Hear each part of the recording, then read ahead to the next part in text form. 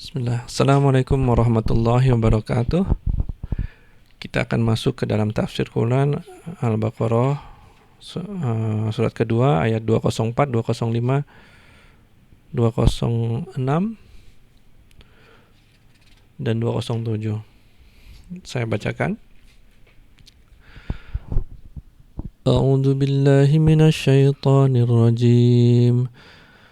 ومن الناس من يعجبك قوله في الحياة الدنيا ويشهد الله على ما في قلبه وهو ألد الخصام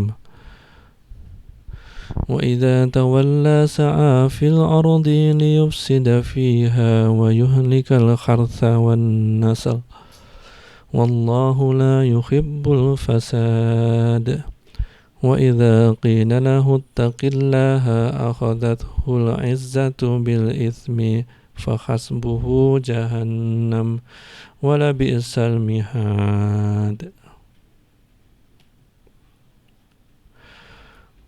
وَمِنَ النَّاسِ مَن يَشْرِي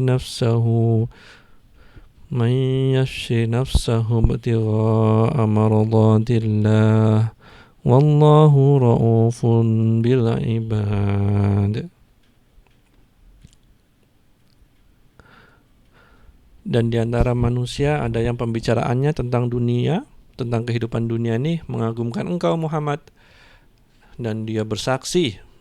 Maksud bersaksi adalah mereka senang mengumbar sumpah kepada Allah mengenai isi hatinya, padahal dia adalah penentang yang paling keras.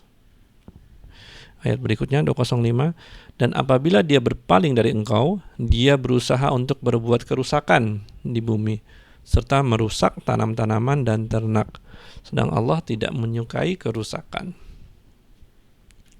206, dan apabila dikatakan kepadanya, bertakwalah kepada Allah, bangkitlah kesombongannya untuk berbuat dosa, maka pantaslah baginya neraka jahanam, dan sungguh jahanam itu tempat tinggal yang terburuk. Ayat 207, dan di antara manusia ada orang yang mengorbankan dirinya untuk mencari keridhaan Allah, dan Allah Maha Penyantun kepada hamba-hambanya. Nah, kita bergeser kamera ke arah orang munafik. Jadi kaum di antara manusia ada yang pembicaraannya tentang kehidupan dunia mengagumkan engkau. Jadi ciri-ciri orang munafik secara general adalah mereka kalau berbicara itu memukau setiap pemirsa.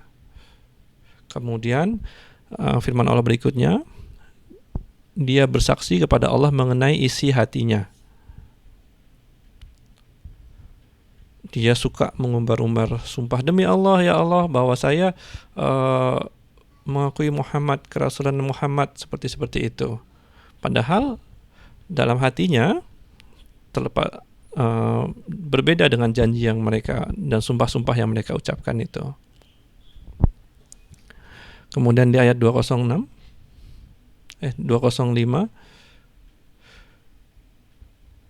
wa idza tawalla sa'a fil ardi liyufsida fiha wa yuhlikal hartha wan nasl. Dan apabila dia berpaling dari engkau, dia berusaha untuk berbuat kerusakan di bumi serta merusak tanaman-tanaman dan ternak.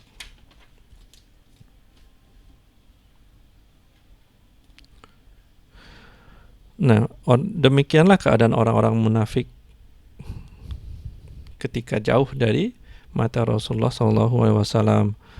Mereka membangkang, berdusta, dan menyimpang dari kebenaran. Nah, yang dimaksud dengan merusak tanam-tanaman dan ternak, ada sebagian ulama yang mengartikan itu secara harfiah mereka merusak tanaman-tanaman dan ternak, dan ada juga ulama tafsir yang mengatakan bahwa jika orang munafik berkeliaran di muka bumi untuk membuat kerusakan, maka Allah akan menahan hujan sehingga tanaman dan ternak biasa, karena perbuatan jahat ini ada implikasinya uh, di hadapan Allah. Itu adalah pendapat dari Mujahid. Kemudian firman-Nya, wallahu la yuhibbul fasad, dan Allah tidak menyukai kerusakan. Nah, kemudian firman Allah berikutnya, wa idza qila lahu taqillaha akhadathul izzatu bil itsm. Dan jika dikatakan kepadanya, bertakwalah kepada Allah, bangkitlah kesombongannya yang menyebabkannya berbuat dosa. Jadi kalau ada orang menasihati mereka akan perbuatan mereka, mereka berbalik dengan kemarahan, sombong, disebabkan oleh dosa-dosa yang telah meliputi dirinya. Jadi perbuatan dosa kita itu akan Allah bagi dengan keburukan berikutnya.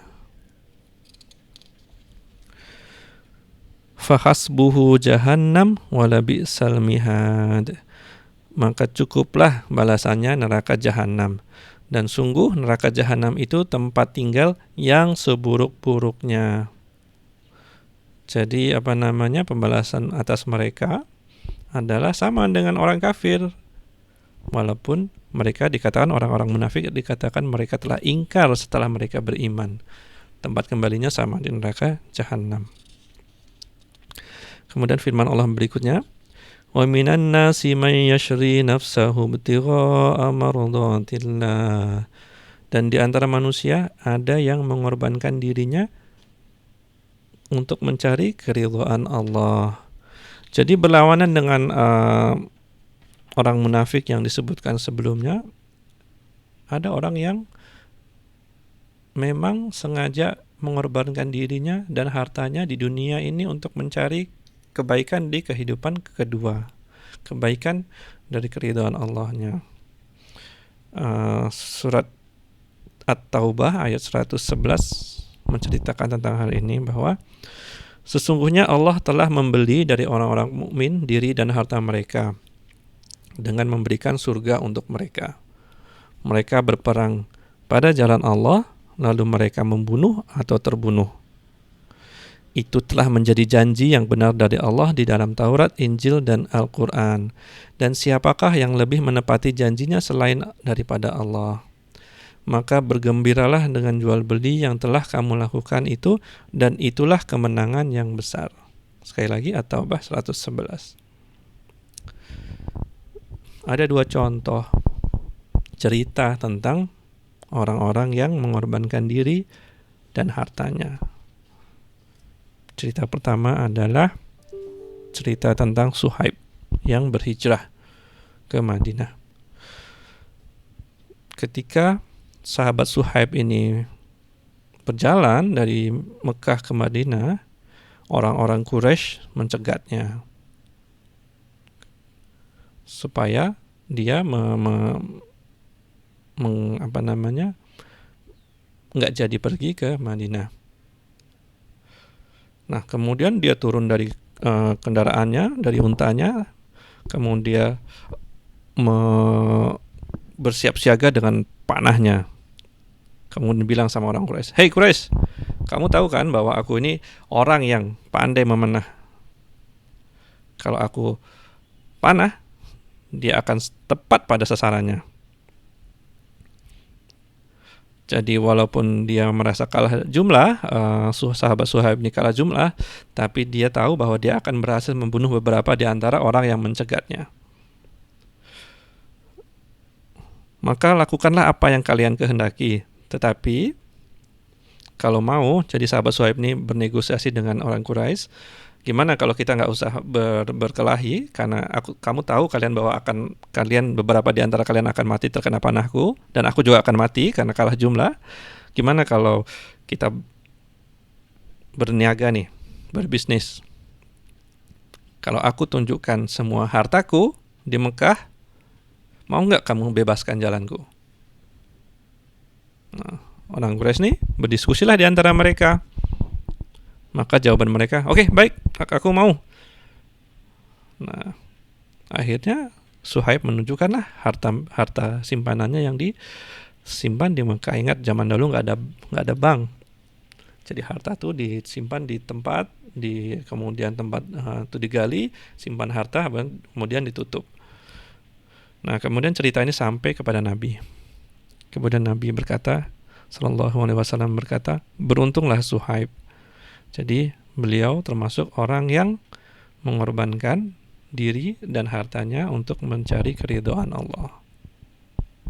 Cerita yang kedua adalah cerita tentang Hisham bin Amir yang